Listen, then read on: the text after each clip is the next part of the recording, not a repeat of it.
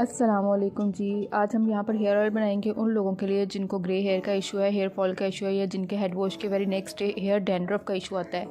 तो जी अब आते हैं हम अपनी रेसिपी की तरफ। आपने सिंपल करना ये है कि 1 कप ऑयल ले लेना है और उसमें डालना है एक मीडियम साइज़ का प्याज ऐसे चॉप करके, 1 टीस्पून मेथी दाना, 1 टीस्पून कलवंजी और 3 से 4 बादाम आपने ऐसे दरमियान से हाफ उसको कट कर लेना है।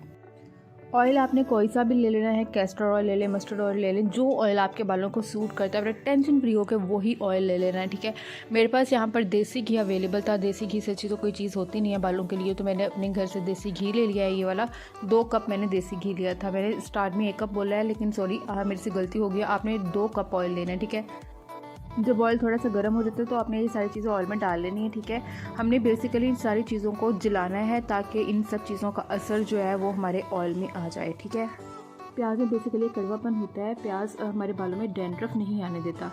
कुछ लोग कड़वा ऑयल लगाते हैं, जैसे तारी मीरे का ऑयल हो गया। ठीक है, वो भी यही काम करता है। इसके अलावा जो प्याज है वो हमारी हेयर रूट्स को स्ट्रॉन्ग करता है, हमारे जो बालों को रीग्रो होने में हेल्प करता है। कुछ लोगों के ये आगे जो फोरहेड आता है, ये वहाँ पे दोनों साइड पे, राइट और लेफ्ट साइड पे पैचेस से आ जाते हैं फोरहेड पे। ठीक है, वहाँ पर बाल कम होते हैं, तो ये वहाँ पर भी बालों को रीग्रो होने में हेल्प करता है।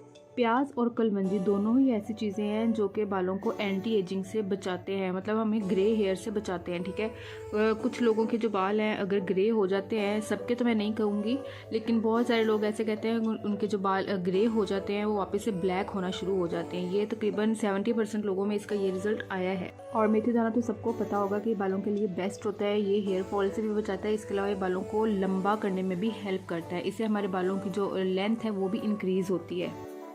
तो मैंने यहाँ पर प्याज को जला के, पहले प्याज को मैंने एक चम्मच लेके इस तरीके से निकाला है। आप इसको इकट्ठा भी एक साथ स्ट्रेन कर सकते हैं। ठीक है, मैंने पहले इस तरीके से प्याज को अलग किया था। पहले मेरा ख्याल यही था कि मैं ऑयल को ऐसे ही रख लूँगी, इसके अंदर कलवंजी और मेथी दाना साथ ही इसके अंदर रहने दूँगी, लेकिन फिर मेरा माइंड चेंज हो गया तो मैंने बाद में इसको भी स्ट्रेन कर लिया था।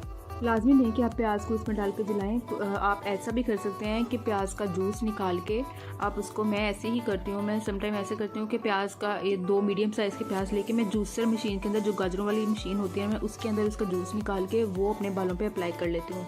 आप ऐसे भी कर सकते हैं, वो भी बहुत हेल्पफुल रहता है। उससे भी यही सारी चीज़ें जो है ना, ये सारे इश्यूज़ बालों के रिजोल्व हो जाते हैं। तो यहाँ पर मैं जब ऑयल स्ट्रेन करने लगी थी तो जिस बाउल में मैं ऑयल निकाल रही थी वो एक बार हिल गया।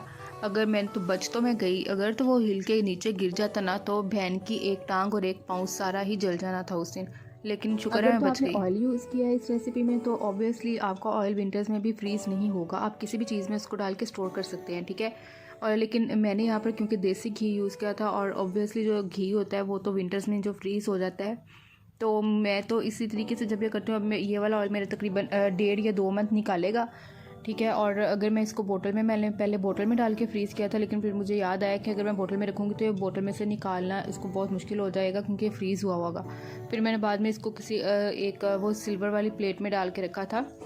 ठीक है, आप लोग ऑयल की अगर कोई भी जो भी क्वांटिटी लेंगे तो उसके अंदर बाकी की सारी चीज़ें उसके हिसाब से थोड़ी कम या ज़्यादा कर सकते हैं। लाजमी नहीं है कि आपने सिर्फ इतनी ही चीज़ें यूज़ करनी है, लेकिन अगर आप बहुत ज़्यादा चीज़ें यूज़ कर लेंगे तो आपकी जो ऑयल की वो टेक्सचर है वो बहुत ज़्यादा थिक हो जाएगा। ठीक है, वो बहुत ज़्यादा जब थिक हो जाएगा तो वो चिपचिपा सा लगना शुरू हो जाएगा। अगर आप उसको बालों में अप्लाई करेंगे ना तो वो बहुत ज़्यादा चिपचिप करना स्टार्ट कर देगा।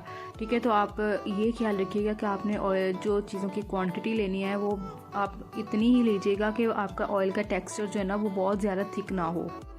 तो ये देखिए, मैंने पहले इस बोतल में इसको डाला था, लेकिन नहीं, बाद में मैंने इस बर्तन को चेंज कर लिया था। ठीक है, चलें जी, आप भी ऑयल बनाएं, अपने बालों में यूज़ करें। बेस्ट रिजल्ट्स के लिए आप इसको वीक में 2 से 3 बार तो लाजमन अप्लाई करें।